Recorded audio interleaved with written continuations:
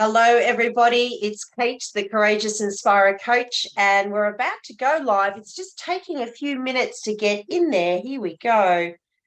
We're all set up. We're set up. Okay, so this is a little bit different to what we've been doing. So I've just been doing a live little post into the group per week, but we thought we might take it up another notch. And also because we're creating a YouTube channel and we're going to be making all these episodes, all these lives each week into episodes that you'll be able to tap into and look at all previous ones and ones coming up. So that's pretty exciting that we're moving into the YouTube area.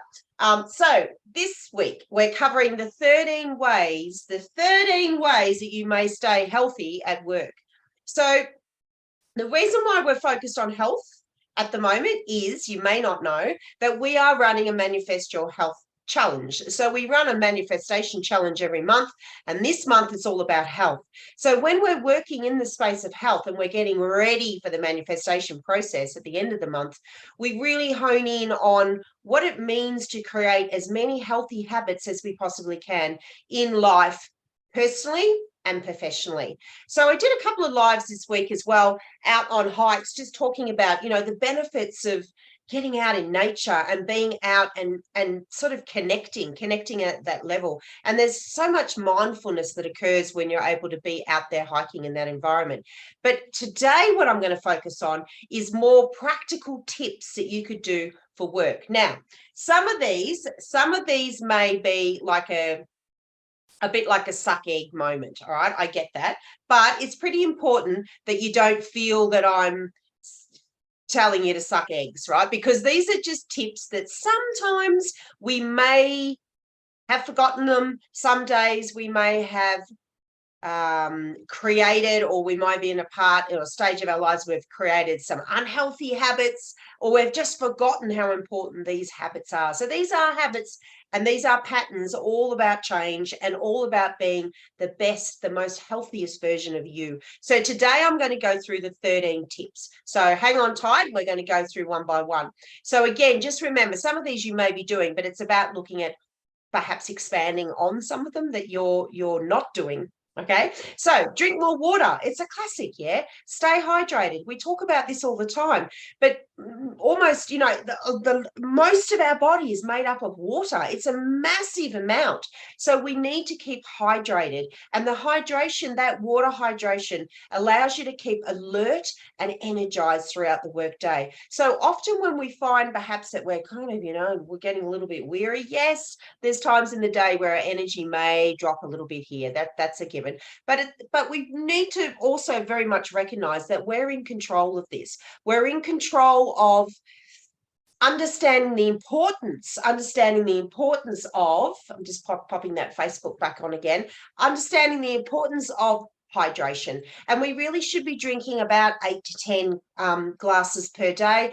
And look, a nice easy way of creating a great habit or making sure that happens is perhaps getting a measurement container where you measure out what 8 cups might be, or 6 cups per day, or 10 days, whatever you're focused on achieving, and it actually does it for you. And you know that when you drink that bottle with that amount of water in it, that you've achieved your goal. All right. And particularly if you're starting to lose focus or starting to lose concentration, that's when your body is probably telling you it's getting dehydrated. But we want to avoid getting to that point. All right. So consistently drinking your water is very, very, very, very important. All right. So next tip, I'm looking over here because I've got my document over here at the moment. It's just going to make it easier for me than swinging it back and forth. Yeah. So bring a packed lunch. Pretty easy.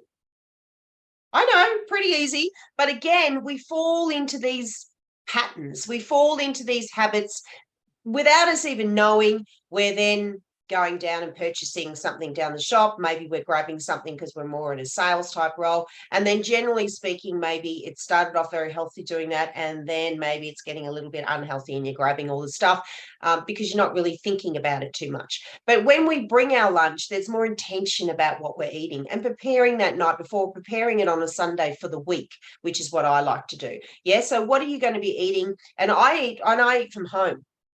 So I'm talking about not just preparing your lunch if you've got to go out of your home. This is about preparing your lunch even if you work from home, because a lot of us do. It's this habit that will stop a lot, I believe, the overeating, what's occurring at the moment with this change of work location. So prepare your lunch even if you are home. All right. So it might be that you prepare it in the morning, or it might be you prepare it the night before, and again, it might be you prepare your lunches for the week, because then you've got a little bit of control over that, and you know you're not going to go for the things that are unhealthy or just whatever. Okay, whatever. So bring your lunch to work wherever you may be. Number 3, make smart snack choices. All right, this is a huge one. Examples of some healthy ones: granola bars, fruits, nuts, vegetables, water-rich fruits like watermelon, strawberries, oranges. So again, it's thinking about, this snack need, and some of you are snackers more than others. But if you know you are like that, and if you know you really kind of need that energy boost at different times of the day, even if you're getting a lot of hydration, then make sure that you're prepared for that need for a snack, rather than walking into the kitchen in the office and grabbing the biscuits or whatever's lying in there, or going to your fridge and grabbing the stuff that's probably not healthy for you in there. You've got to have even a broader range, perhaps. So prepare your snacks. It's just as important as preparing your lunch. Yeah, just as important. And a lot of us don't think that way. All right, so reduce your caffeine consumption. So yeah, look, I like coffee. I brew my own coffee. I love my coffee. But if I didn't keep this under control and intentionally really understood the importance of keeping this under control, I would drink too much coffee. I'm just one of those people. But so just be aware again of how many cups of coffee that you are drinking and when you're drinking them. So, if you're wanting to, or if you're thinking you need a pick me up, and that biscuit and that coffee is going to do that at 3 o'clock, it's not. I hate to say it, it's not. It's going to peak you for a little while, and then it's just going to dive you down even further. So you want to grab the healthy snacks. You want to drink more water rather than grabbing the coffee thinking that's what's going to keep you awake. Yeah. So reduce your coffee consumption. And I'm not going to go on about it because I drink coffee too. So I'm not here for that. All right. Next one, utilize good posture. This is really important, and something that I don't think a lot of us necessarily think about, the importance of your posture during long periods of time at work. So if you're at home, or if you're in the office, this would be the same thing. Yeah. And I actually talk through this a fair bit, and I've got 5 really cool exercises that you can do at your desk. So if anyone wants that guide, reach out, put your hand up on this live, and let me know, and we'll get it out to you. But moving away, this is what we mean by this. So looking at your posture, not only when you're at the computer, so if you find yourself kind of slumping over, or you're in an awkward position, or the computer's at an awkward position here, or too far away, whatever it might be, you have to really look at how you're sitting and how straight and upright your posture is. Yeah, it's very, very important. So none of this sinking into the seat, particularly if you're sitting in your seat for long periods of time. And whatever job that you're doing, particularly if you're sitting like this for a long period of time, you want to get away regularly. And when I say regularly, I work with my clients to support them understanding the power of recharging focus and concentration when they move away from what they're doing in one position, from a work point of view and a sitting point of view, to moving away, moving the body, and then coming back. And then coming back and doing what needs to be done to refocus and reconcentrate and get your posture back in line. You could be moving away every hour for 1 minute. All right. It doesn't mean that you have to find 3 hours in your day to be doing something else, not at the desk. Clearly, if you can get out and you can go for a walk, and if you can move your body and be active in that way, I strongly suggest that you do that. All right. But what's your posture? What's your posture at work? Stand up for a while. If you're lucky enough to have even one of those desks that move up and down, I am vested in one of those. Stand up and work for a while, or get an exercise ball, the big balls, the fitness balls. Sit on that for a little while. Just move around and utilize your posture. Don't stay in the one position. All right. Okay. Next one, take breaks regularly, which is what I covered. So this is really, really important, this tip. there is so much benefit for moving away and coming back, yeah, for focus and concentration in particular, and a lot of other things. But if you try and track this a little bit, this is, I'm working with the girls this month on productivity. If you can track your limit. So what is your limit of focus and concentration? For some, it might be an hour. For others, it might be 2 hours. For other people, it might be 4 hours. Everybody's got a different ability to do that. But you need to tap in and learn that and understand that, so then you can move away and then come back. Move away and then come back. So taking those breaks and being aware of when your breaks are the right breaks for you. All right, next one. Keep your workplace clean. This is huge, right? Because I have to be careful of this, because I get so caught up in everything that then I look at my desk and go, oh my God, there's like, dust and what knows on it and all this stuff on it all the time, particularly cleanliness. Just keep your office space clean. You spend a lot of time probably there. So take care of that space. Treat that space with respect. Open up declutter. Very, very, very important to declutter, because that allows goodness to be received, but also clean. All right. So really have a look at keeping that cleanliness going in your workspace, and use good hygiene practices. So more than ever now, I think we've been taught the importance of that. So, making sure not, hygiene, the pumps every 5 seconds. We probably don't need to go that far, which is what we're all told, but keeping hygienic by things like not sneezing all over your equipment. All right. So, there's so many reasons why you can sneeze into your armpit or go away and sneeze rather than sneezing over everything. This is just ways of creating germ, and our immunes have been hit in so many ways over the last couple of years. So we've really got to be very aware of how to keep that level of hygienic space around us and be hygienic in our habits. All right. So keep hygienic practices. All right, incorporate exercise into your day. So this falls back a little bit with, I've got these tips of what you can do sitting or standing at your desk and only needing a minimal amount of space around you to actually do a little bit of exercise, or really, really the best scenario would be if you've allocated some level of time within your day to do some activity. Now, this could be more, I would say, around the 15 to half an hour mark. So, going for a walk, doing some stretches. Maybe you're in an environment at home where you can put on a yoga tape, or you can do some resistance work, or anything that you possibly can. Getting outside for a walk, probably the best, if you can incorporate some exercise within your day, within your work day. So not necessarily you finished work and then you're rushing off to the gym. That's a bit different. Okay. So we're looking at incorporating some exercise during your workday. And now we're in this environment where a lot of us are working from home. In my opinion, there is no excuses why you shouldn't be able to find 20 minutes to 30 minutes in your day to move away and do some activity, move your body. Right? We've got that opportunity now.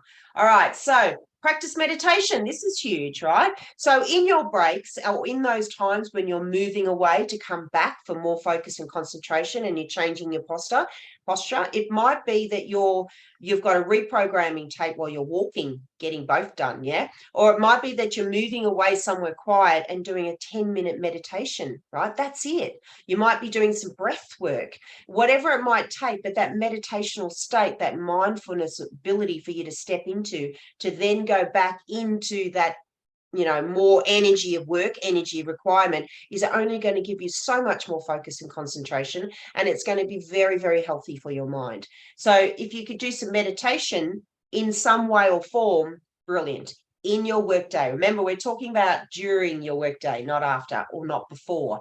Learn stress management techniques. Okay, so I'm going to read a couple of these. These may include listening to your favorite music or podcast. Massive, right? I'm very big on this, particularly with music. So if I'm, my energy's in the wrong place, or I need creativity, or I need some masculine sort of energy, or whatever it might be, or rocket up, I put on music that primes me and stimulates me. It anchors me into that feeling. Yeah. So podcasts, music, using time management apps, massive. this is the work that I'm doing with the girls at the moment. So there's a lot of deadlines and scheduling and really being structured in how you're working. Structure in work is very, very handy, and not just structuring in work tasks, structuring some of these other things in meditation, exercise, walking away, having an alarm that every hour on the hour for 1 minute you move away. So creating these time management apps is very important. Asking co-workers and supervisors for support, or even the people around you, to complete tasks, right? We only know if people are willing and really excited to help if we ask, right? We don't need to do everything our own. We do have the ability, and a lot of people love the opportunity to support others. So ask, yeah? And socializing with your co-workers is very important. And again, it's a little bit more difficult these days because a lot of the work is done at home, and we're online now, but that doesn't mean that you can't have communities and connections outside, but are a part of what you do in work. All right. So really, really important. All right. Next one, get sufficient sleep. Pretty important. Pretty important. Yep. I'd rate that right up there. And it's look, on typical, people need somewhere between 6 to 8 hours sleep, right? That's the norm. We may all be slightly less or more than that, but generally speaking, it's enough for the body to rest. What I think is actually probably more important is how you go into that time of rest. So it's downloading and it's getting everything out of the mind about what you may need to do tomorrow out the night before, and reflecting on the day that was, letting it all out there, letting all that chaos and that noise out of your mind. So then when you're going into that sleep, into that rest place, you truly can rest, right? But sleeping and getting sufficient sleep and good sleep is critical. And reward yourself. This is probably one of my favorites, is reward yourself. This is so healthy in creating a good, empowering, stimulated, inspiring self, right? By rewarding oneself, it gives you that momentum to keep going, that want to keep going. You're recognizing yourself. Reward yourself. What do you like doing? Is it that you like going out shopping for the afternoon, or a massage for the afternoon, or for me, or for a hike? That's how I reward myself. But find ways within your work week of how you reward yourself, and really treat it as a reward for staying healthy at work. All right. So they're my 13 tips, 13 ways that you may stay more healthy at work. As I said, some of these you may do. Maybe you need to up them up a little bit, or try some of the new ones. Maybe try some of the ones that I've spoken about today that you kind of thought about, but you're not doing at the moment. As many healthy ways, healthy habits that you create in your work environment, the better. And when we try and create these habits outside of work, and we're like, I'm at work now, I've just got to cope with it, I'll go to the gym afterwards, I'll eat a good dinner. That's not really what we're looking for here, guys. We're wanting to create this healthy environment in work and in our life outside of work. Right? So personally and professionally, these healthy habits are important in both. So there's my tips on the 13 ways that you can stay healthy at work. Health is so important to me. Most of the things that I do in my life is focused on health, including my programs. If you're really interested in knowing more about how I support the women that I work with to create really strong, long-lasting, healthy habits, then reach out. All you need to do is reach out, and we'll have a call and we'll brainstorm how we could create a more healthy environment for you. So on that note, it's Kate, the Courageous Inspirer Coach. I hope you've enjoyed the live this week. All right, so really, really, really cool. I'll see you next week. Bye for now.